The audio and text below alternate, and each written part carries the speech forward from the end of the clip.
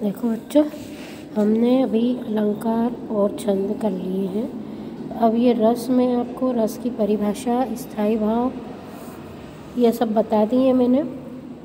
अब संचारी भाव किसे कहते हैं? मानव हृदय में सोए रहने वाले मनोभाव, स्थायी भाव जागृत तथा विलीन होते रहते हैं स्थायी भाव के साथ, उनको संचारी भाव कहते हैं। मतलब कि जो भाव स्थायी भाव के साथ आते रहते हैं बीच बीच में, जैसे मान लो हास्य रस है, हास्य रस में आप हास्य स्थायी भाव है उसका उपयोग कर रहे हो, लेकिन हास्य रस में कभी कभी नाटक देखते देखते बीच बीच में दुख भी आ जाता है, घृणा भी हो जाती है ना। कभी कभी हमको कोई कारण से भय भी हो जाता है, तो ज़रूरी नहीं है कि हास्य रस है तो वो हास्य का ही पूरा चलेगा, उसमें बीच बीच में दूसरे भाव आते रहेंगे, उसको संचारी भाव कहते हैं, है ना।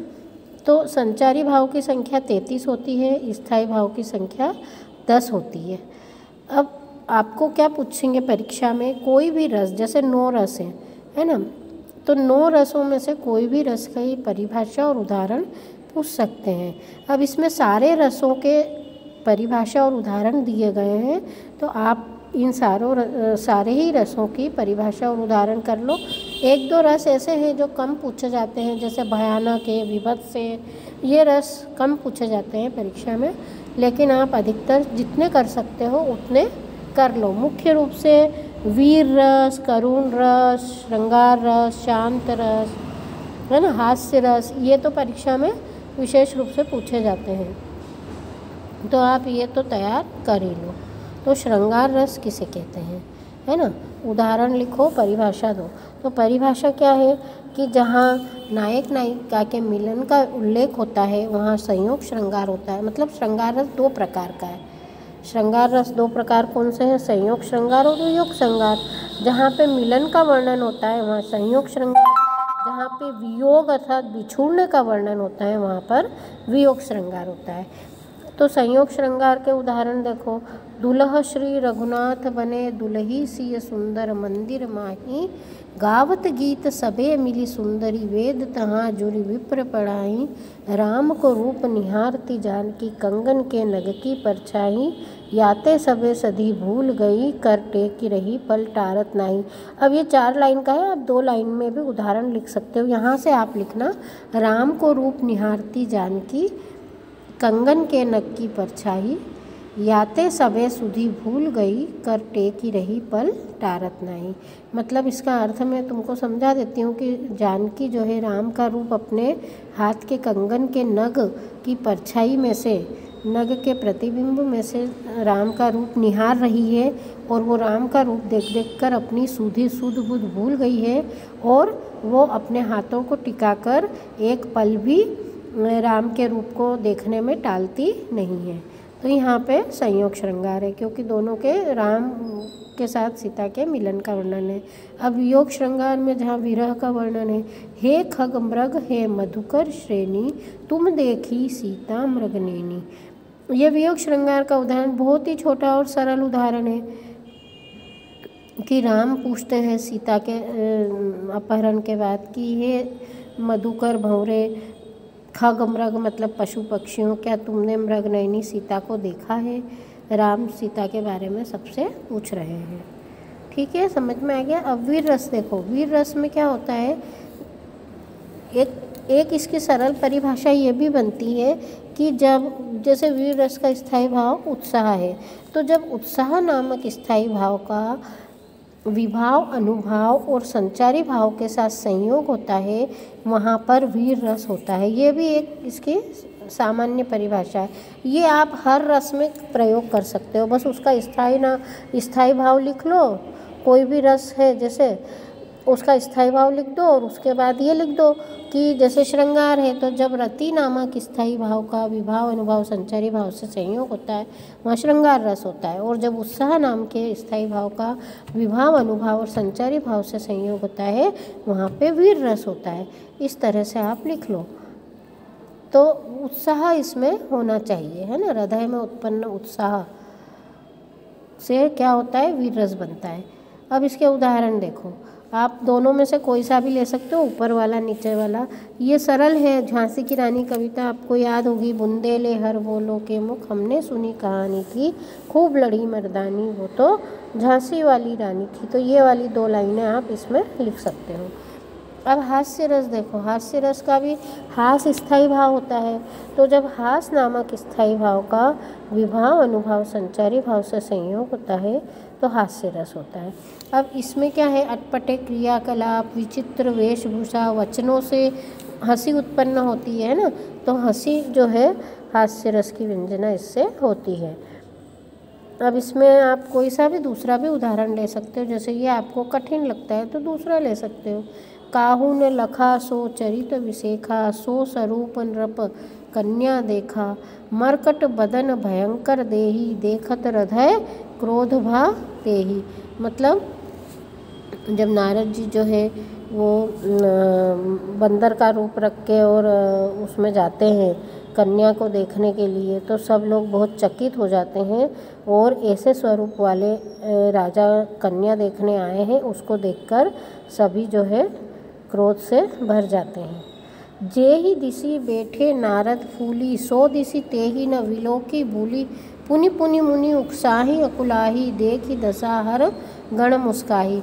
मतलब सब लोग मुस्कुराने लगे कि वो नारद मुनि जहाँ बैठे थे वहाँ वो कन्या जा ही नहीं रही थी, क्योंकि स्वयंवर था, उसको खुद पसंद करना था। तो वो ऐसे बंदर वाले मुंह वाले रावण जी नारद जी को देखकर क्या कर रही है, बार बार उधर से निकलती है पर उनकी तरफ नहीं देखती। और मुनि को ये पता नहीं कि मेरा मुंह बंदर जैसा बना दिया है भगवान ने, तो वो बार बार अकुला रहे हैं, उकसा रहे हैं कि देखो मेरी तरफ। और उनकी ये दशा देखकर सब लोग मुस्कुराने लगे। तो ये जो है ये प्रसंग देखकर हमको हंसी आती है, तो इसलिए ये हास्य रस है। अब करुण रस देखो, करुण रस में भी करुण रस का स्थायी भाव क्या होता है, शोक। तो आप ये परिभाषा लिख सकते हो कि जब शोक नामक स्थायी भाव का विभाव अनुभाव संचारी भाव से संयोग होता है तो उसे करुण रस कहते हैं, है ना। किसी आत्मीय व्यक्ति या प्रिय वस्तु के नष्ट होने या अमंगल की आशंका से हृदय को जो दुख होता है उससे करुण रस की व्यंजना होती है। व्यंजना मतलब व्यक्त होती है, करुण रस व्यक्त होता है ना। तो इसमें करुण रस में या तो किसी प्रिय व्यक्ति से विरह होता है या कोई अमंगल की घटना होती है। तो इसका उदाहरण वैसे सरल है, प्रिय पति वह मेरा प्राण प्यारा कहाँ है, दुख जल निधि में डूबी का सहारा कहाँ है। तो यहाँ पर शोक का वर्णन किया है, तो ये करुण रस है। अब भयानक रस, भयानक रस में भयप्रद वस्तु के देखने या सुनने से उत्पन्न भय स्थायी भाव के परिपाक से भयानक रस होता है ना। या फिर ये परिभाषा भी लिख सकते हो कि भय नामक स्थायी भाव का विभाव अनुभाव संचारी भाव से संयोग होता है तो भयानक रस होता है। कर्तव्य अपना इस समय होता न मुझको ज्ञात है, गुरुराज चिंताग्रस्त मेरा जल रहा सब गात है। गात मतलब शरीर है, गुरुराज मेरा चिंताग्रस्त होकर सारा शरीर जल रहा है। अतएव मुझको अभय देकर आप रक्षित कीजिए, या पार्थ प्रण करने विफल अन्यत्र जाने दीजिए। तो यहाँ पे डर उत्पन्न हो रहा है तो इसलिए भयानक रस है। अब विभत्स रस मतलब जहाँ पे घृणा होती है। विभत्स रस का कम ही पूछते हैं, अपन अद्भुत रस का देख लेते हैं। जहाँ किसी असाधारण वस्तु के निहारने से कुतूहल जागृत होता है, आश्चर्य होता है, वहाँ पे अद्भुत रस होता है। अद्भुत का स्थायी भाव क्या है, विस्मय है। तो आप ये भी लिख सकते हो कि विस्मय नामक स्थायी भाव का जब विभाव अनुभाव संचारी भाव से संयोग होता है तो वहाँ पे अद्भुत रस होता है। उस एक ही अभिमन्यु से जो युद्ध जिसने किया, मारा गया अथवा समर से विमुख होकर ही जिया। अभिमन्यु से जिसने भी युद्ध किया वो या तो मारा गया या समर ने युद्ध से विमुख हो गया। जिस भांति विद्युत दाम से होती सुशोभित घन घटा, सर्वत्र छिटकाने लगा वह समर में शस्त्र छटा। अब ये अद्भुत वर्णन किया है उसके युद्ध करने का, किसके, अभिमन्यु के, कि जैसे विद्युत छटा मतलब बिजली जैसे चमक रही है बादलों में, वैसे ही वह युद्ध में अपना शस्त्र छटका रहा है। तो यहाँ पर अद्भुत वर्णन किया है युद्ध का, इसलिए अद्भुत रस है। अब शांत रस देखिए, शांत रस में क्या होता है, दुनिया की नश्वरता, तत्वज्ञान, वैराग्य आदि से उत्पन्न जो अलौकिक निर्मल भाव होता है उसके परिपाक से शांत रस की व्यंजना होती है। शांत रस का स्थायी भाव क्या है? निर्वेद। तो आप ये भी लिख सकते हो कि निर्वेद नामक स्थायी भाव का जब विभाव अनुभाव संचारी भाव से संयोग होता है तो वहाँ पे शांत रस होता है। अब इसमें कोई भी आप भजन की तुलसी, मीरा, कबीर या सूरदास जी है ना, इनके रसखान, इनके कोई भी दोहे या लाइनें लिख सकते हो। रामचरितमानस है जैसे, इनकी भी आप लाइनें लिख सकते हो। मन पछतई है अवसर बीते, दुर्लभ देह पाई हरिपद, भजू करम वचन अरूहिते। ये आपको याद करनी पड़ेगी 2-2 लाइनें, इसलिए आप याद करके रख लो, है ना, कॉपी में लिख लो। परीक्षा देते समय आप देने जाओगे तब आप याद करके मतलब पढ़ के जाना। मन पछतई है अवसर, मतलब जब समय चला जाता है तो मन पछताता है कि इस दुर्लभ देह को पाकर भी हमने क्या नहीं किया? हरि के चरणों में भजन नहीं किया। तो यहाँ पर क्या है? शांत रस है, क्योंकि यहाँ पे दुनिया की नश्वरता और भगवान के भजन का वर्णन किया गया है। अब अंतिम है वात्सल्य रस। तो वात्सल्य रस में क्या होता है? सहृदय के हृदय में स्थित वत्सल नामक स्थायी भाव का जब विभाव अनुभाव संचारी भाव से संयोग होता है तो वह वात्सल्य रस होता है। ये आपकी किताब में मैंने पहले भी करवाया था, जब अपन ने पहला पाठ पढ़ा था। जसोदा हरि पालने झुलावे, हलरावे दुलराई मल्हावे, जोई सोई कछु गावे, मेरे लाल को आऊ निनरिया काहे न आनी सुआवे।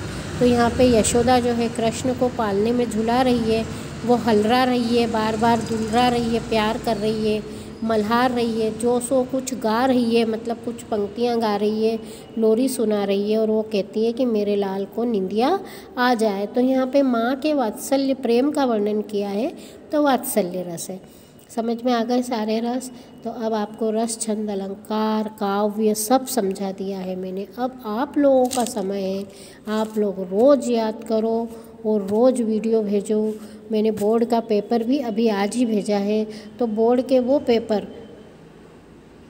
जो कि आने जैसे हैं वो मैंने आपको भेजे हैं, वो आप छुड़ाओ। कॉपी में जितने पेपर छुड़ाओगे उतना अच्छा रहेगा, क्योंकि पेपर से ही क्या होगा? परीक्षा में पूछा जाएगा।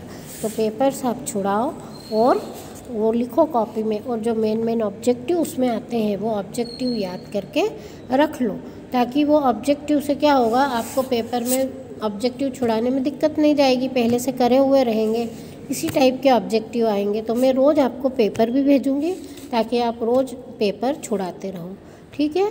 जब भी आपको समय मिले पेपर छुड़ाते चलो। और ये तैयारियां जो मैं रोज़ वीडियो भेज रही हूँ बार बार देखो, कभी कौन सा वीडियो देख लिया, कभी कौन सा देख लिया, ऐसे करके आप वीडियो बराबर देखते चलो, ठीक है? समझ में आ गया आपको? और कोई डिफ़िकल्टी हो तो पूछो। स्कूल आप आ सकते हो, सहमति पत्र लेकर आना है। अब मैं आपकी क्लास टीचर हूँ, आपको अगर स्कूल आना है तो सहमति पत्र लेकर आओ, नहीं आना है तो भी सहमति पत्र तो देना ही है, क्योंकि आप यदि ऑनलाइन पढ़ रहे हो तो वो भी लिखना है अपने हाथ की राइटिंग में कि हम जो है ऑनलाइन पढ़ना चाहते हैं, तो हमें पढ़ने की आज्ञा दीजिए। ऐसा करके सहमति पत्र ऊपर लिख के पेरेंट्स के साइन करा के स्कूल में आपको जमा करना है। तो ये काम सभी लड़कियों को करना है, जो नहीं आ रही है उनको भी, ठीक है?